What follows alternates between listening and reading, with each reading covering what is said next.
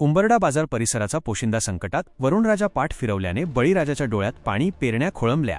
उंबरडा बाजार. आभाळाकडे डोळे लावून बसलोय साहेब, पण हा वरुणराजा काही पावेना.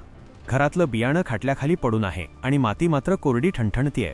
उंबरडा बाजार परिसरातील एका वृद्ध शेतकऱ्याने गळ्यात दाटून आलेल्या सुस्कारासोबत आपले दुःख व्यक्त केले. ही व्यथा आज केवळ एका शेतकऱ्याची नाही, तर संपूर्ण उंबरडा बाजार परिसरातील हजारो अन्नदात्यांची झाली आहे. उंबरडा बाजार आणि आसपासच्या परिसरात यंदा मृग नक्षत्र कोरडे गेल्यानंतर आता आषाढ उजाडला तरीही अजूनही पेरणीयोग्य दमदार पाऊस झालेला नाही.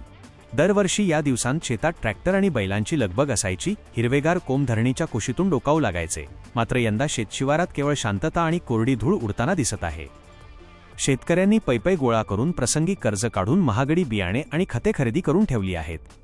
आता पाऊस येईल, मग येईल या आशेने शेतकरी रोज सकाळी आभाळाकडे डोळे लावून बसतो, पण साताऱ्याची ऊन सावली पाहून संध्याकाळी हताश होऊन घरी परततो.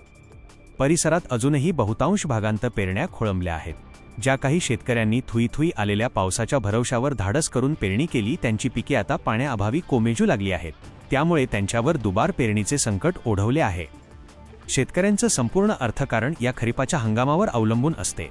मुलांचं शिक्षण, लग्नकार्य, वर्षभराचा प्रपंच हे सगळं या काळ्या आईच्या कुशीतून उगवणाऱ्या पिकावर चालतं. पण आज निसर्गानेच पाठ फिरवल्यामुळे उंबरडा बाजारचा शेतकरी पूर्णपणे अडचणीत सापडला आहे. घामाच्या धारा गाळून जमीन तयार केली, पण आभाळातून पाण्याचे 2 थेंब पडायला तयार नाहीत. बियाणं मातीत गाडावं की तिजोरीत ठेवावं हेच समजेनासं झालंय.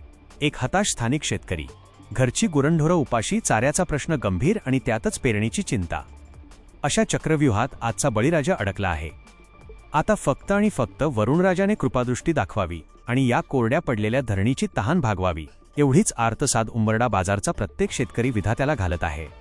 हे देवा, आता तरी बरस, कारण तुझा हा पोशिंदा आता खचू लागला आहे. अशाच नवनवीन बातम्यांसाठी चॅनलला सबस्क्राईब करा आणि पाहत रहा MH न्यूज मराठी.